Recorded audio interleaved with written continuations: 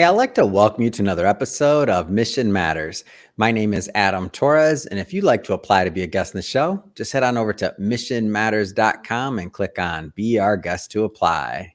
All right, so today is a very special episode. We are welcoming back to the show Curt Maier, who is Vice President of Business Development over at IBA, and I'm proud to announce an author in our most recently released edition of Mission Matters. Hey, I just want to say, Curt, welcome back to the show.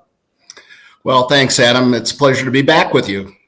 So how do you feel? We're in a book together. We're bound by ink. It's fantastic. Obviously the hard copy is particularly impressive, and looking forward to distributing thousands of them here after this podcast. Yeah. Well, great to have you back on. And before we get into the content, before we get into the Reluctant Entrepreneur, the book, and also what you're doing at IBA, we'll take a step back and we'll start this episode the way that we start them all, with what we like to call our Mission Matters Minute. So, Curt, we at Mission Matters, we amplify stories for entrepreneurs, executives, and experts. That's our mission. Curt, what mission matters to you? Satisfying the needs of veterans, particularly those transitioning from active duty, and really satisfying the needs of any business owner who's looking to exit through the sale of their business. Now you're, and thank you for sharing that, and a big shout out, of course, to our veterans. When we have many veteran entrepreneurs that we bring on the line, and I love to get your opinion and also your expertise from this. But I guess maybe let's just break down I know we did one episode in the past, but that was a long time ago, and we got a whole lot. We've been blessed. We have a whole lot of new listeners. So maybe let's start off by breaking down your background a little bit here. I know you have 3 different distinct professional careers, so maybe let's start there. Sure, Adam. I am blessed by having 3 careers. My first career after graduating from Notre Dame was in the Navy as a naval nuclear submarine officer. And I had the pleasure of serving aboard the USS Robert E. Lee for 5 years in the Pacific during the height of the Cold War. And that provided a great foundation for me for the subsequent 40 years, which transitioned from military career to a career in a Fortune 300 chemical company, Air Products and Chemicals, where I was in the industrial gas division, where we were selling products like oxygen, nitrogen, helium, hydrogen to a wide variety of industries. Started in the field in Phoenix, went to LA, spent some time in the corporate headquarters. Then I actually had an expat stint in Malaysia for a couple of years. Came back and took on increasingly responsible positions, running, for example, the global helium business for Air Products, controlled 40% of the production. And then finally, I got my M&A chops by rolling up the respiratory therapy industry for Air Products as a provider of care. And then after 20 years, I entered the third phase of my professional career. I became an entrepreneur and have owned and sold several businesses in a variety of industries, from healthcare to industrial supply to actually owning my own business brokerage firm prior to joining IBA almost 5 years ago. So again, military career, Fortune 300 career, and my favorite, being a vetrepreneur, an entrepreneur of the last 20 plus years. I wanna stick in that transition from when you went into entrepreneurship a little bit longer, because when we talk about IBA, obviously we're going to get into some of the nuances of that, and so for that we may be talking about some more established businesses, right? When you're talking about the M&A side of things, but I want you to talk to those early entrepreneurs. And I don't mean by age, I just mean by maybe they're just getting started. And it could be an entrepreneur, it could be a vetpreneur. Talk to them for a moment. What was that like making the transition? Because it's different when you're out there on your own. Absolutely, Adam. So when I made that transition, I was in my mid 40s. And so, the light bulb went on a little late for me, quite frankly. I had enjoyed my career with Air Products and had challenging assignments that grew me professionally. to where I became a general manager and was familiar with all aspects of running a business. But making that transition is nerve-wracking. I had a very comfortable position and a lot of security, et cetera. Mhm. But I knew that I wanted to do something different. Rather than making shareholders rich through my efforts, I thought, why not Mhm. I benefit from my own efforts? Why not I have the flexibility that I craved? I had two daughters growing up. My wife's a professional, and one of us needed to do something different. I thought my Mhm. wife would, but she encouraged me to, and it was the best decision I made. So, Yeah. that transition was a challenge because I didn't know what the heck I wanted to do. Um, when somebody says they want to go into business for themselves, you have to have some sort of vision of what that is, and hopefully it's something that plays to your skill set, your knowledge, experience, and skill. Mhm. And I would encourage entrepreneurs when they're thinking of becoming a small business owner to keep the lens wide open. Don't Yeah. be focused on what you like to do. For example, when I became an entrepreneur, my friends warned me, don't start a golf business from scratch. 90% Yeah. of startups, by the way, fail. So the way to become a small business owner, my best advice is either buy an existing business, an existing cash flow. Mhm. Preferably, it replaces your corporate income immediately and is accretive day one, or buy a franchise, buy a new franchise, Mm. because then you're in business for yourself, but not by yourself, and you have a proven business model. And if you execute, you're going to minimize the chance of failure, and you're going to gain experience over time, and those entrepreneurial juices will continue. And it Mm. doesn't mean that just because you become a franchisee, you have to stay in that particular franchise or that industry forever. Mhm. I mean, as you get the confidence going, you can branch off into other opportunities, which is what was the case with me. Yeah, if I could go back and I kind of think about it all, I'm like, man, I would have gone the franchise route or purchasing a business that was already established because I didn't really know what I was doing and I think about the years that cost me and I'm like, I mean, I'm happy now because Mission Matters worked out, right? But there was some, bumps in the road prior to that. But I'm thinking to myself, like, yeah, even the training, being, around others that understand, being part of a model, like all those other things. I think there's a tremendous amount of benefits that we don't maybe always think about, especially for speaking specifically to those newer entrepreneurs or those first time entrepreneurs, the seasoned individuals like yourself who have, been buying and selling businesses for years. That's just part of doing business, right? Right. So, one of the things that we've had obviously previous conversations, and as we've gotten to know each other, I know one of the mantras that I know you for is that your net worth equals your network. What does that mean? Like, what does that mean to you for our audience? Well, I tell you, it starts with the definition of net worth. Mhm. If I ask you, Adam, what is your net worth? You're probably Mhm. looking at me like, well, it's none of your business Bring what my out bank bring out the account looks like. bring out the sheet. You know, Net worth is how you define it. It could be what your wealth is. It could be the wealth of your friends. It could Mhm. be how you're contributing to society. All of those things. But if your net worth is significant, I can assure you that it's related to your network, Mhm. meaning the connections, the people that you have in your life. Mhm. And so that's why they're, so intricately linked. Mhm. If you have a good quality network of high quality individuals, that's going to help you succeed. I mean, let's Yeah. face it, in life, it's not what you know.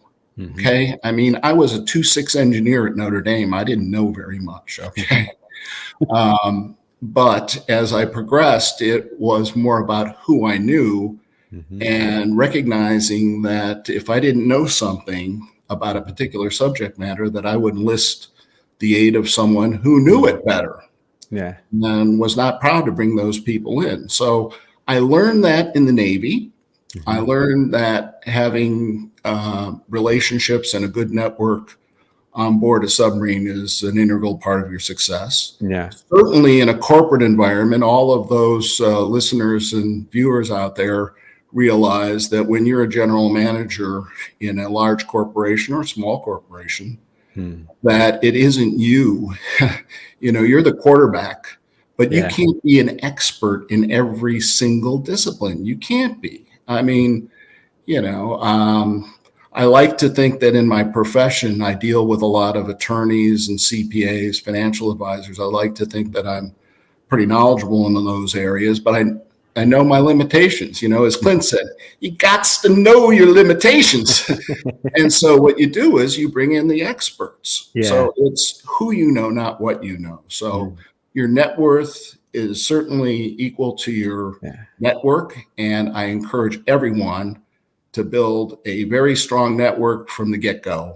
I've Mhm. shared that with my two daughters that I think have embraced that. And I can see that they're enjoying success as a result of building strong networks. Hmm.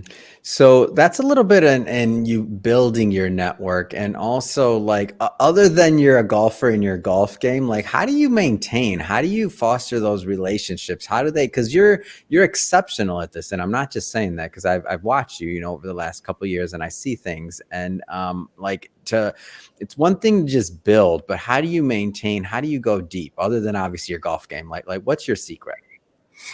Well, I think that you have to invest the time with your network, and you have to demonstrate that you value that relationship. I mean, it can be as simple as noting a post that someone has on LinkedIn, and Yeah. not only liking it, but making a comment or going out Yeah. of your way to repost and Hmm. reinforce what that person is saying. That deepens the relationship. It really Hmm. does. And it takes time. Uh, Hmm. I think the personal touch, I'm an old school guy. Okay. So Yeah. I get a lot of handwritten notes out to people. Mm. If I see something written in the Puget Sound Business Journal about someone, Mhm. I'll cut it out of the paper and I'll pop it into a Yeah. note card with a personal note. So, I mean, it has to be deep personal Mhm. um, communication to people to deepen those relationships. And Mm. like I love the way you teed this up because I can continue to add new people, but if Mhm. you don't take care of the ones that you have established relationships with, Yeah. and you're both benefiting from them, you're foolish. Mhm. It's like in business, if you don't take care of your base, doesn't matter how many new customers you have. Take care of Yeah. your base first. Take care of your network. Nurture that network. Mm. you know Yeah, I'm a big fan of this concept, and it's something I've been working on for, I'd say, maybe the last 5 years. And if I have one regret in business, it was that like I've had a lot of, and I'm not saying it's too late, but I've had a lot of amazing people that I've let out of my life that, still could have been in there, and still I just feel like personally, even not even on just business, but just on the personal side, I'm like, oh man, like, what happened to that person? What happened to this? But now I feel like with technology and otherwise, it's just so different. Like what you just now said, liking a post, sharing something, sending a quick message to somebody, especially if somebody's creating content. It's interesting because like when we post this or anything else, like other people are going to comment, they're going to say things about you. They're going to say, "Hey, Curt," they're going to, you know what I mean? Like things come up, and it just gives those touch points so that I'm old school too. I prefer a note. I mean, I write a lot of notes. I do a lot of things like that still, and I have my own cards and things like that I still do. But I'll tell you that even on the receiving and the giving end, the digital side of things has, I believe, made it more possible to have a larger network that can still be pretty deep. And it's created, like for me personally, another layer of that network, so to speak, which is interesting because I think that creates more possibility too. Mhm. One of the things that I learned early on is that it's better to give than to receive, right? I mean, Yeah. you've got to establish any relationship in building a network by Mhm. asking to give something. I believe in this book here. If you Yeah. can see it, The Go-Giver by Bob Berg. Oh yeah, I'm a fan of The Go-Giver. Oh, for sure. It is a wonderful book. I recommend it to all of your viewers. And, what goes around comes around. If you're thinking about approaching somebody because you need something, Mhm. first thing you should ask them as you get to know them is, how can I help you? Before you even ask for something, you size somebody up, you take the steps to know, like, and trust the person, and then you ask, how can I help you? I mean, before you even think about asking them for anything. So I learned that early on, and it's been a good way to operate. So Curt, I want to jump around a little bit here. Let's dive into the book a bit. So the reluctant entrepreneur. When I saw the topic, when I saw some of the content, you obviously the different phases of your life, career, the successes you've had. There was a lot of things and a lot of different angles you could have taken and written about. Like why'd you go this route? So the reluctant entrepreneur. Tell us some more. Well, I think that most people are born, you think that they're born entrepreneurs, the Bill Gateses and Zuckerman, et cetera. I mean, these are people that are very young and they're destined to be an entrepreneur. Yeah. I wasn't destined to be an entrepreneur. I was destined to be a corporate guy, right? Yeah. I served in the Navy, saluted, executed, got things done. Joined Air Products, executed, got things done. I never, ever thought about being an entrepreneur. Okay. The way that it developed, and I explained it in the book, is that my wife and my wife also being a professional, we realized that having two daughters, that it required a lot of effort and time in parenting. And for both of us to be traveling so much and consumed by our jobs, one of us had a cave. One of us had to take the lead with the kids, and one of us had to continue putting the food on the table, right, as a W-2. So we came to the conclusion both of us didn't need to be W-2s.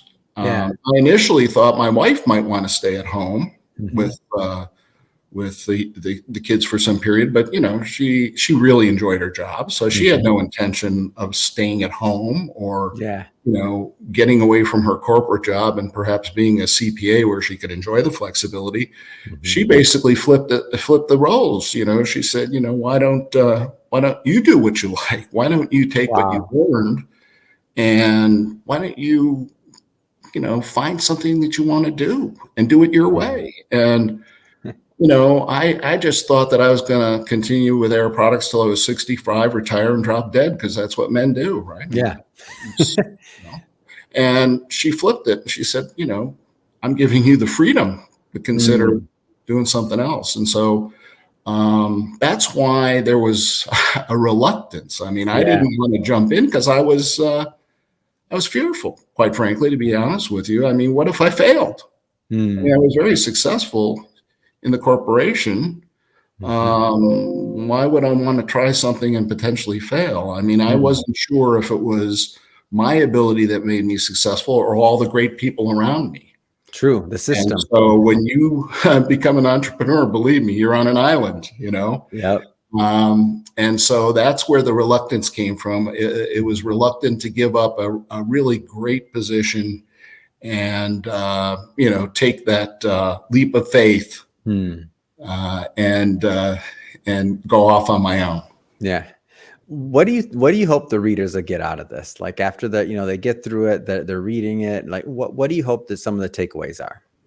Well, I think when they read it, it's going to confirm what is in their gut, which is the same thing that's in my gut. And that is, why am I waiting? Why am I working for the man so long? Yeah. What can I do to take control of my life and be a small business owner? And in the book, I clearly state that there are three options. One, you can start something up on your own. 90% chance of failure. Yeah. Two, you can buy an existing business. And three, you can buy a franchise.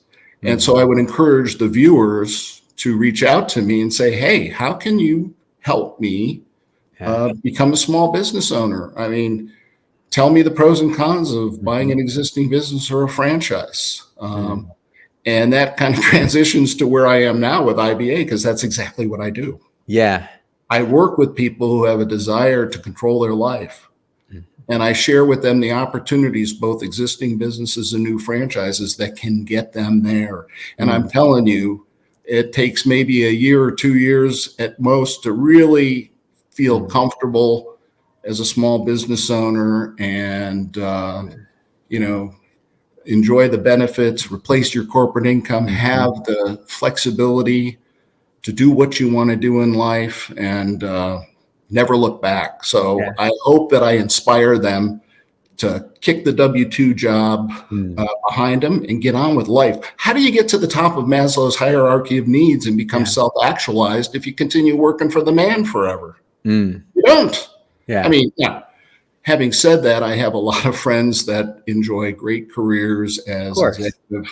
executives in corporations, and they find enjoyment out of life in other ways. They contribute to Mhm.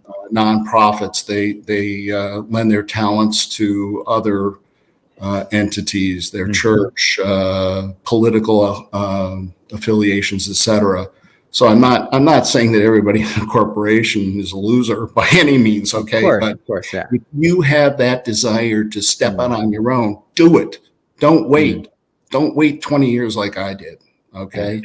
Move ahead smartly and enlist the assistance of people who've been there and done that. Again, Mhm. reach out to, you know, who you know, because you don't know much about small business ownership until you approach Mhm. somebody that's been through that. Yeah. What do you like about your niche with IBA and helping others with businesses? Like what brings you enjoyment there? Well, as we let off, the mission at IBA, we're a sell side firm. So our mission is to work with the owners of privately held and family owned businesses in the lower Mhm. middle market. That would be businesses with enterprise values between 1 million and 25 million, Mhm. transition via exit via sale. So Mhm. ensuring that that is done really, really well. So that's the primary mission. However, it takes a buyer to do a deal. So we Yeah. work with buyers. And many of these buyers are first time buyers. Here in Mm. Seattle, it would be folks that are working at Microsoft, Boeing, Amazon, Yeah. that are tired of working for the man and want to do their own thing. And so, guiding them into the right fit is critical. Mm. Understanding what their skill sets are, understanding what they can bring to a business, and Mm. then, matching up the criteria that they're looking for. What kind of income do they need? Mhm. What kind of growth do they expect? Do Mm. they want to build it and hold it and make it a generational business, pass it along to children? Do they want to grow it and flip it because they're Mm. more builders, than harvesters? Yeah. So, working with people to find that right fit is very fulfilling. It Mhm. really is. How does somebody know? Like you've talked to, so there'll be some people that watch this, like for example, like that work at, Microsoft and Amazon's and all these upper management and these corporate individuals that maybe they've always kind of had that itch or that thought.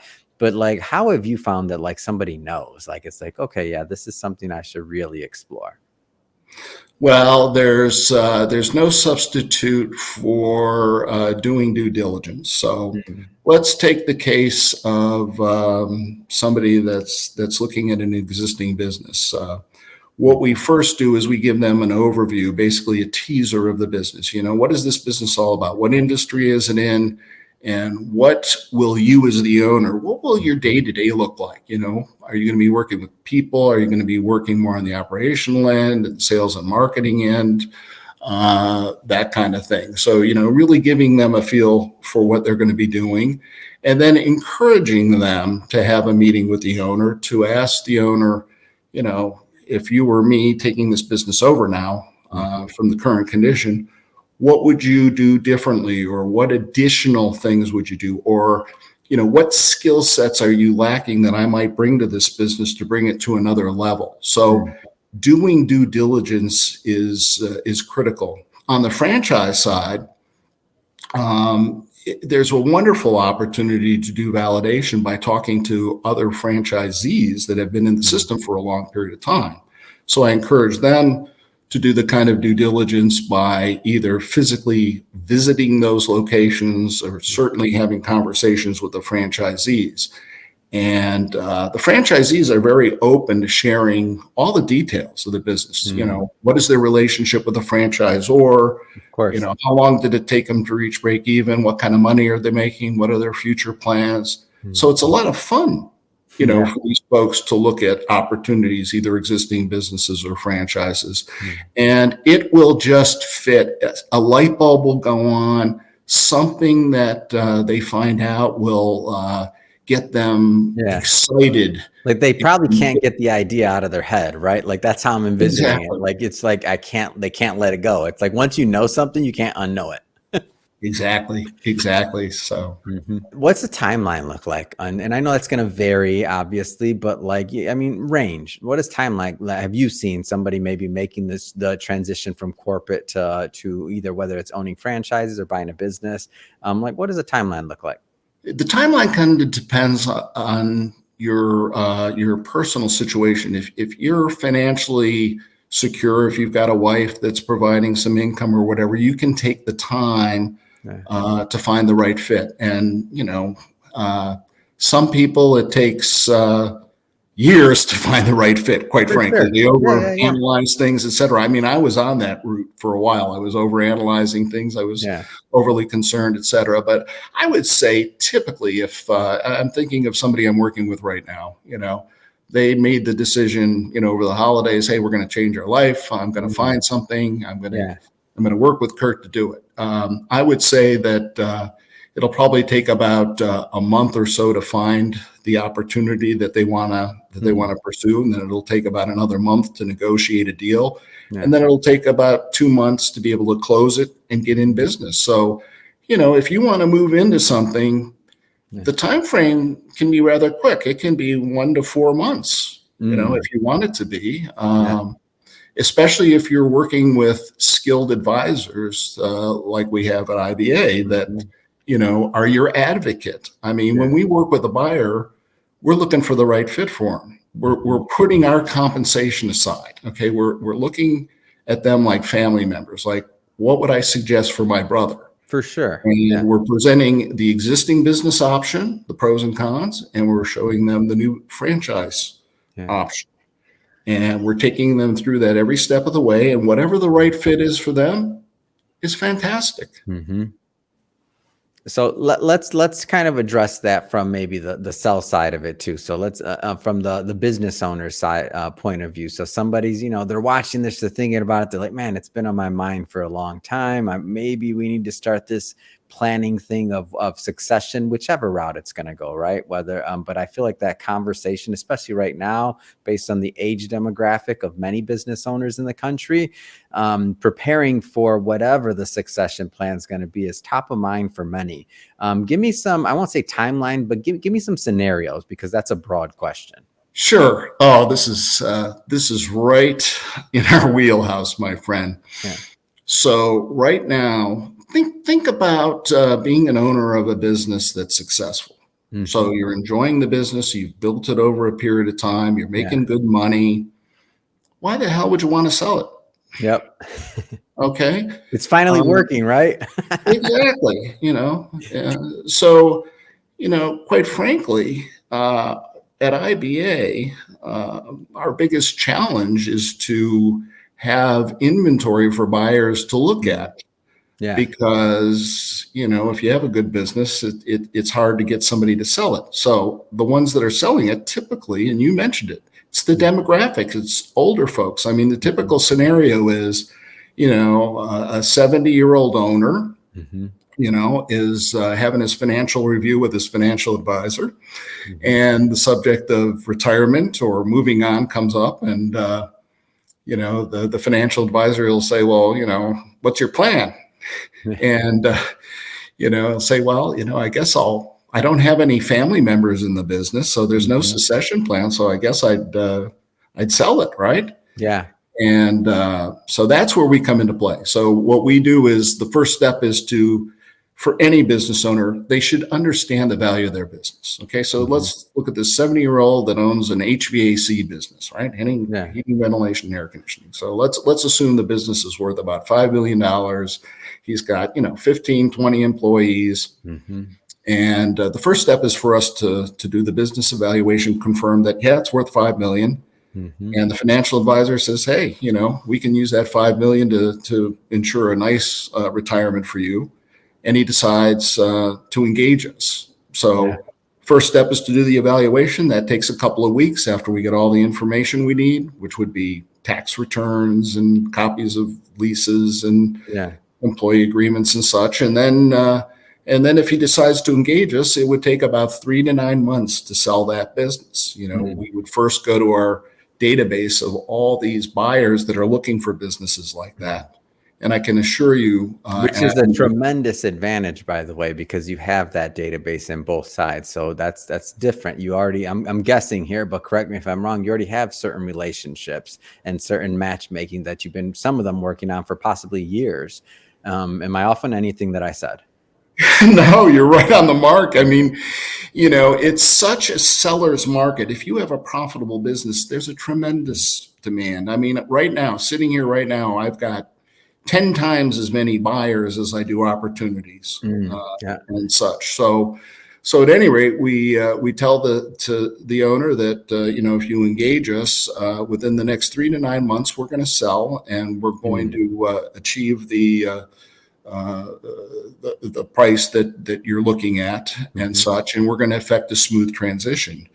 And by engaging us as the intermediary, we are going to control the process. We're going to ensure that the buyer keeps things confidential. We're going to do the proper vetting of the buyer to make sure he has the ability to do the deal, that he's got the financial wherewithal to do it, and that he's motivated, that he's not some tire kicker that's going to waste everyone's time. And our business model, which is 100% performance compensated, goes right along that arena. We don't want to waste our sellers' time, our time, everybody's time. So at any rate, what our job is to create that competitive marketplace for the owner so that we can obtain several offers for him to consider, so he can choose the right buyer that's going to take care of his employees, very important to him, his customers, his suppliers, and his legacy. We want this to be a win-win. And, that sounds trite. Oh, yeah, win-win. No, we really want the buyer to win, even though we're representing the seller, but we want that buyer to feel good. And we want this deal to be fair. If we tried to sell the buyer something that was, unrealistic, for sure, we could sell ice to the Eskimos. I mean, we can get a buyer interested in any of our businesses. But if we can't convince his team, the buyer's team, meaning the lender who's going to stand behind the funding, his CPA that's going to do due diligence, the attorney that's going to draft the purchase and sale agreement, then we're wasting everyone's time. So that's where the IBA differentiation comes in. I mean, we have the knowledge, experience, and skill to get this done for both parties and come up with a win-win. And we're only paid a success fee at closing, so we better do it well or we're going to starve. Well said, Curt. And I'll tell you, first off, it's been great having you back on the show. I'm excited to continue to promote this book with you, to talk and just kind of build the relationship. Speaking of network and speaking of building relationships, it's been great to have you in our Mission Matters community, and I look forward to continuing to build. But that being said, I mean, what's next? I mean, what's next for you? What's next for your business plans? I mean, I got to ask that question. What's next? I know you don't stay still. God knows. God knows. I retired a couple of times unsuccessfully when I left Air Products, and then when I sold my own business brokerage firm, I don't know, 6.5 years ago. What's next for me? Right now, what's interesting is I'm considering an opportunity to be a technical advisor on a full-length feature film in Hollywood on That's submarines what in I'm the talking Cold about. War. I knew you had something up your sleeve. Yeah, there's always something I'm doing. There's also a company that the owner of IBA and I are kicking around. I don't want to let the cat out of the bag, but the It's all right. entrepreneurial It's all juices are right. It's flowing just there. me and So, you. It's nobody else. We're not recording and distribute this to a million people. It's fine. No. no, but when we're ready to launch that, I'll come back on your podcast with Gregory.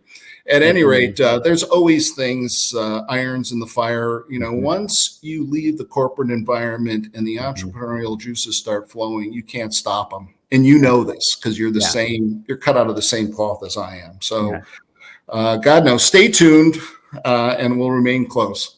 Amazing.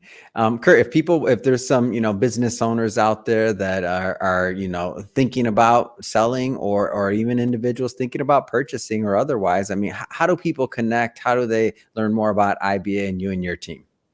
Well, certainly I invite anyone to go to the IBA website, which is quite simply www.ibainc.com. It is a robust website. You have all kinds of resources for buyers, for sellers.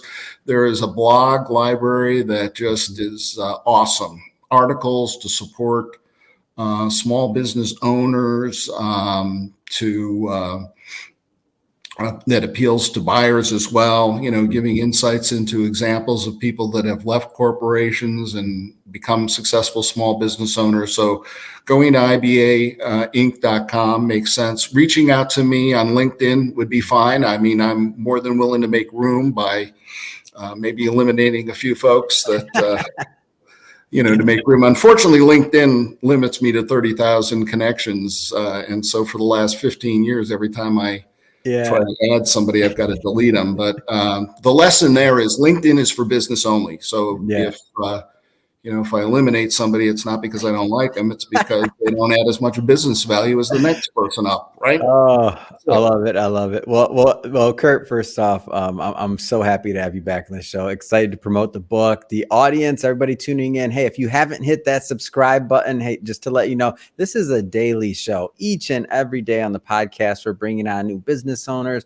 entrepreneurs, executives. We're creating a bunch of content and goodwill out there. We'd love for you to take part. Hit that subscribe button, and we'll put IBA's information, Curt, all that good stuff in the show notes, so you can just click on the links and head right on over. Curt, thank you so much time, and can't wait to the next time we get to do this.